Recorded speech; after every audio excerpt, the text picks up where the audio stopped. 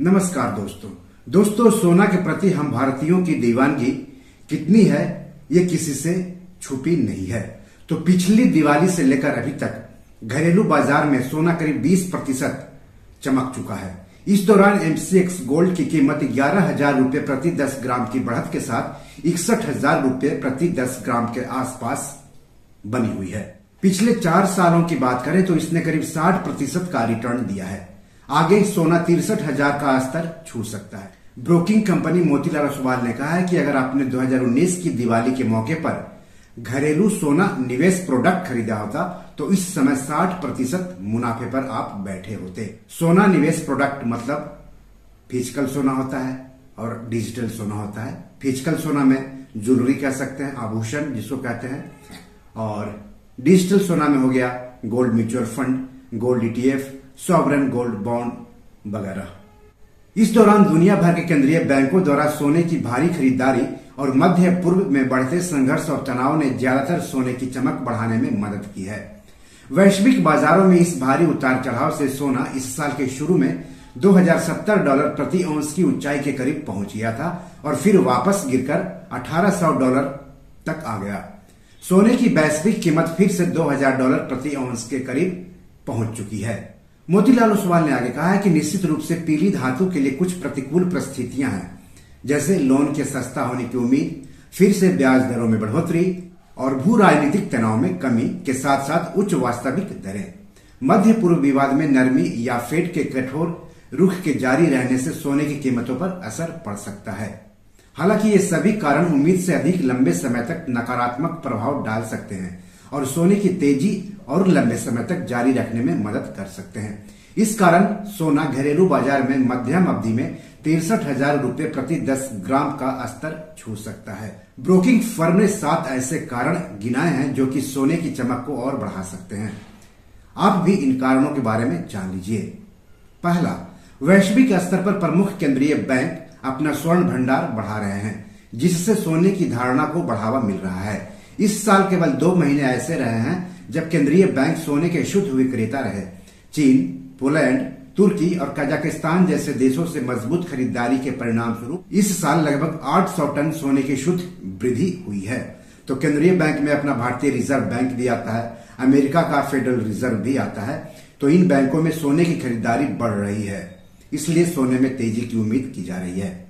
ये तो रहा पहला कारण। दूसरा कारण, प्रमुख केंद्रीय बैंकों द्वारा आक्रामक मौद्रिक नीति कार्रवाइयों जैसे कि फेड द्वारा दरें बढ़ाने से मुद्रास्फीति में कमी आई है, लेकिन वेतन, ऊर्जा और भोजन से संबंधित बढ़ती लागत के बारे में चिंताएं बढ़ गई हैं। यानी महंगाई लगातार बढ़ रही है, भले ही केंद्रीय बैंक ब्याज दरों में इजाफा कर रहे हैं। भारतीय रिजर्व बैंक भी हालांकि पिछली कुछ बैठकों से ब्याज दर को जस का तस रखे हुए है, लेकिन लगातार कई महीनों तक ब्याज दरों में बढ़ोतरी करता रहा, लेकिन महंगाई दर जस की तस बनी हुई है। मामूली गिरावट आती दिख रही है, लेकिन फिर से बढ़ने की आशंका बढ़ जाती है। तीसरा, सकल घरेलू उत्पाद यानी GDP, खुदरा बिक्री और रोजगार सहित आर्थिक आंकड़े आमतौर पर उम्मीद से बेहतर रहे हैं, जो आर्थिक लचीलापन दर्शाता है। यानी अगर यही संकेत बने रहे तो इकोनॉमी में तेजी आएगी, और इकोनॉमी में तेजी आएगी तो सोने की खरीदारी बढ़ सकती है। तो इससे भी सोने में और तेजी आने की उम्मीद है आने वाले दिनों में। चौथा कारण, उच्च ब्याज दरें सोने जैसी गैर उपज वाली संपत्तियों के लिए एक चुनौती है, इसलिए सोने की कीमतों में बढ़ोतरी की प्रवृत्ति को बनाए रखने के लिए मौजूदा रुख में बदलाव महत्वपूर्ण है। पांचवा कारण, इजरायल हमास विवाद जैसी भू राजनीतिक स्थितियां सोने की कीमतों पर असर डाल सकती हैं, क्योंकि सोने को संकट से बचाने वाला माना जाता है, और अगर इसी तरह से वैश्विक संकट बना रहा तो सोने में खरीदारी बढ़ सकती है, जिससे सोने की कीमतों में तेजी आ सकती है। छठा कारण, फसल के नुकसान और निर्यात प्रतिबंधों ने ग्रामीण भारत में कृषि राजस्व को प्रभावित किया है, जहां से सोने की मांग का एक महत्वपूर्ण हिस्सा आता है। यानी अगर ग्रामीण भारत में कृषि राजस्व बढ़ती है, यानी लोगों की आमदनी बढ़ती है, तो सोने की खरीदारी बढ़ेगी, और सोने की खरीदारी बढ़ेगी तो सोने की चमक बढ़ेगी, यानी सोना और महंगा होगा। सातवां कारण, समग्र आर्थिक विकास के लिए एक मजबूत ग्रामीण अर्थव्यवस्था आवश्यक है, लेकिन मानसून की स्थिति सहित विभिन्न कारकों के कारण निकट अवधि में सोने की मांग पर प्रभाव अनिश्चित है। तो इस तरह से इन 7 कारणों की वजह से आने वाले दिनों में घरेलू बाजार में सोने की कीमत बढ़ सकती है। इसलिए अभी भी आप अगर सोने में निवेश करते हैं तो आपके लिए रिटर्न की गुंजाइश बनी हुई है। दोस्तों, अगर आपको लगता है कि सोने में आगे भी तेजी बनी रहेगी और आपको मुनाफा होगा तो इस बार फिजिकल गोल्ड के बदले डिजिटल गोल्ड दिवाली और धनतेरस के मौके पर खरीद सकते हैं। जैसा कि आप सबको पता है कि भारतीयों को सोना बहुत पसंद है, खासकर अक्षय तृतीया, धनतेरस, दिवाली और शादी के मौके पर। विश्व स्वर्ण परिषद के अनुसार भारत में कैलेंडर वर्ष की तीसरी तिमाही के दौरान पीली धातु की मांग 10% बढ़कर 210.2 टन हो गई है, जबकि इसी अवधि में सोने की छड़ों और सिक्कों की खरीद 55 टन तक पहुंच गई है, जो 2015 के बाद से सबसे अधिक है। यानी सोने की खरीदारी भारत में लगातार बढ़ रही है। वर्ल्ड गोल्ड काउंसिल ने इसकी जानकारी दी है। तो सवाल है कि सोने का कौन सा निवेश आपके लिए बेहतर विकल्प हो सकता है। जानकारों का मानना है कि जो लोग सोने में निवेश करना चाहते हैं उनके लिए सॉवरेन गोल्ड बॉन्ड यानी SGB, गोल्ड ETF और गोल्ड म्यूचुअल फंड से बेहतर है। भौतिक सोना रखने के फायदे से अधिक नुकसान है, जैसे चोरी और नुकसान का जोखिम। इससे सुरक्षित स्थान जैसे कि लॉकर में रखने पर अतिरिक्त शुल्क लगता है। भौतिक रूप में सोना खरीदने का एकमात्र फायदा भावनात्मक संतुष्टि है, लेकिन अब निवेशक आसानी से डिजिटल सोना चुन सकते हैं, खरीद सकते हैं, निवेश कर सकते हैं, घर बैठे निवेश कर सकते हैं। उनको ज्वेलर्स के यहां नहीं जाना होगा। निवेशकों के पास gold mutual fund, gold exchange traded fund और सॉवरेन गोल्ड बॉन्ड का विकल्प है। सवाल है कि गोल्ड म्यूचुअल फंड क्या होता है। गोल्ड म्यूचुअल फंड सोने की अलग अलग रूपों में निवेश करता है। इन रूपों में फिजिकल गोल्ड भी शामिल हो सकता है और गोल्ड माइनिंग कंपनियों के शेयर भी। फिजिकल गोल्ड में निवेश करने वाले गोल्ड फंड्स निवेशकों को कम कीमत पर शुद्ध सोना खरीदने की सहूलियत मिल जाती है। ऐसे में चोरी की कोई संभावना नहीं होती है। निवेशक कभी भी खरीदे गए सोने को बाजार कीमतों पर बेच सकते हैं। अब गोल्ड ETF क्या होता है। यह एक ओपन एंडेड म्यूचुअल फंड होता है जो सोने के गिरते चढ़ते भावों पर आधारित होता है। ETF बहुत अधिक कॉस्ट इफेक्टिव होता है। एक गोल्ड ETF यूनिट का मतलब है कि 1 ग्राम सोना, वह भी पूरी तरह से प्योर। यह गोल्ड में इन्वेस्टमेंट के साथ स्टॉक में इन्वेस्टमेंट की फ्लेक्सिबिलिटी देता है। गोल्ड ETF की खरीद बिक्री शेयर की ही तरह BSE और NSE पर की जा सकती है। हालांकि इसमें आपको सोना नहीं मिलता है। आप जब इससे निकलना चाहें तब आपको उस समय के सोने के भाव के बराबर पैसे मिल जाते हैं। सॉवरेन गोल्ड बॉन्ड यानी SGB क्या है। SGB सोने के ग्राम में अंकित सरकारी प्रतिभूतियां हैं। वो भौतिक सोना रखने के विकल्प है। निवेशकों को निर्गम मूल्य नकद में चुकाना होता है और डिजिटल में भी भुगतान कर सकते हैं और परिपक्वता पर बॉन्ड नकद में भुनाए जाएंगे। बॉन्ड भारत सरकार की ओर से रिजर्व बैंक द्वारा जारी किया जाता है। भू राजनीतिक अनिश्चितता के समय में सोने को एक सुरक्षित संपत्ति के रूप में भी देखा जाता है। ऐसा इसलिए क्योंकि सोने को मूल्य का एक स्थिर भंडार माना जाता है और संकट के समय निवेशकों द्वारा अक्सर इसकी तलाश की जाती है। परिणाम स्वरूप आर्थिक अस्थिरता होने पर सोने की कीमतें बढ़ सकती है, इसलिए इसे संकट का साथी माना जाता है। भौतिक सोने में निवेश करते समय यह ध्यान रखना जरूरी है कि इसका पुनर्विक्रय मूल्य सोने की छड़ों या सिक्कों की तुलना में कम हो सकता है। भौतिक सोना खरीदते समय आपको प्रचलित बाजार दर से अधिक प्रीमियम का सामना करना पड़ सकता है और बेचते समय आपको बाजार दर से कम ऑफर का सामना करना पड़ सकता है। यानी जब आप खरीदने जाएंगे तो आपको ज्यादा पैसे देने पड़ सकते हैं और जब आप बेचने जाएंगे तो कम पैसे पर संतोष करना पड़ सकता है। इसके अलावा चोरी के जोखिम के कारण भौतिक सोने के मामले में सुरक्षा भी एक चिंता का विषय है, खासकर जब इसे घर में रखा जाता है। इसलिए यदि लक्ष्य बड़ी मात्रा में निवेश करना है तो डिजिटल सोने की सिफारिश की जाती है, सलाह दी जाती है। हालांकि अपना नफा नुकसान देख करके ही किसी भी सोने में आप निवेश करें तो ज्यादा फायदेमंद होगा। तीनों में निवेश लागत में अंतर।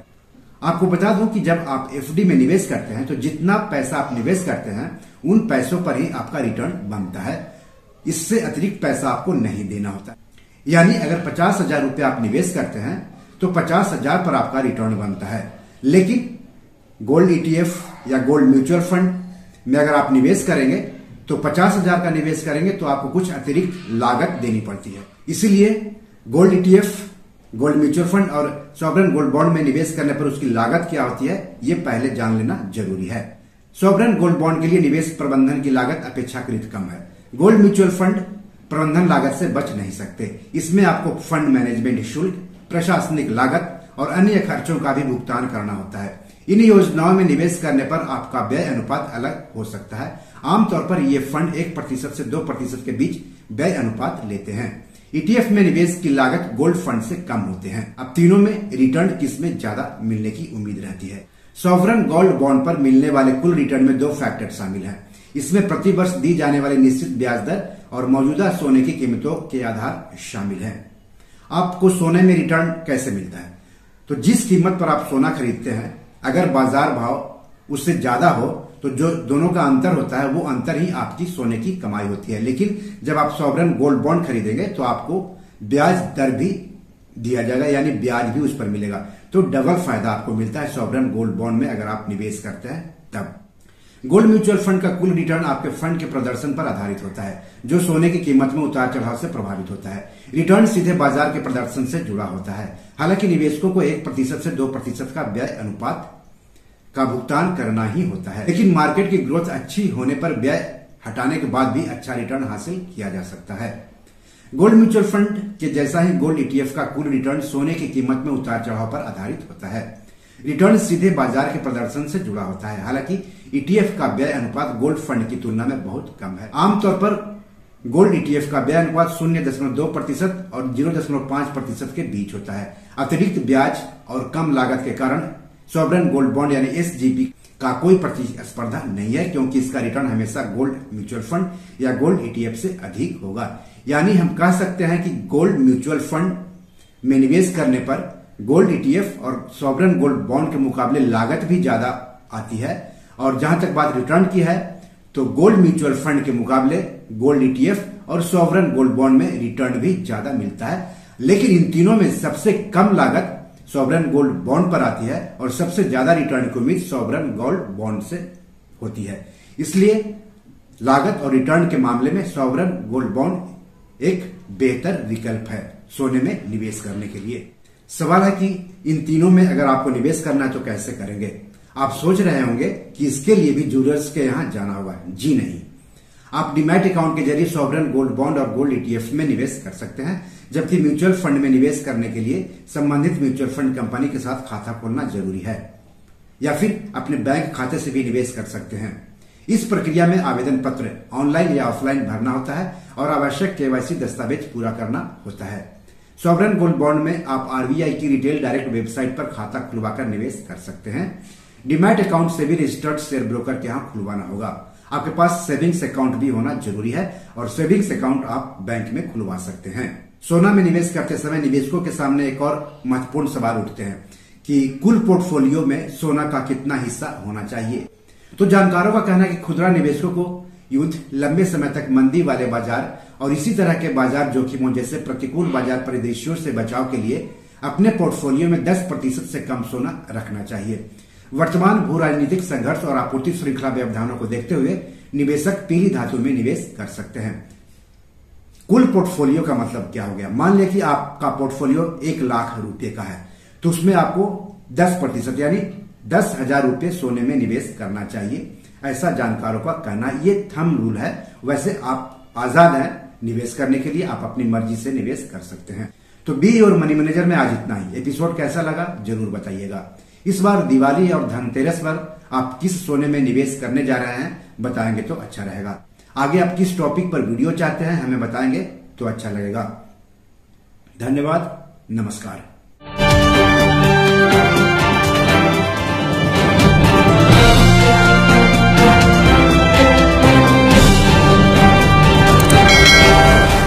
दोस्तों, ये मेरी 7 किताब है जो कि amazon.com पर पब्लिश है। आप इसे डाउनलोड करके पढ़ सकते हैं। इन किताबों के लिंक्स इस वीडियो के डिस्क्रिप्शन में दिए हुए हैं। इन 7 किताबों में से 5 किताब मनी मैनेजमेंट पर है, यानी पैसा निवेश करके अधिक पैसा कैसे कमाएं पर आधारित है।